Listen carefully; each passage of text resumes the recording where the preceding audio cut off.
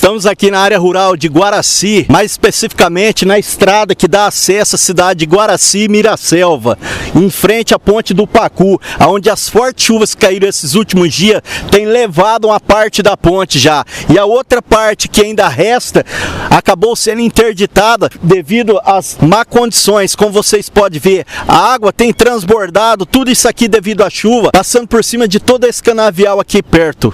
Como vocês podem olhar nas imagens aí, esperamos que as autoridades tomem uma providência em caráter de urgência devido a má condições. O trânsito está interditado, sentido Guaraci Miraselva. G-News, notícia levada a sério de verdade.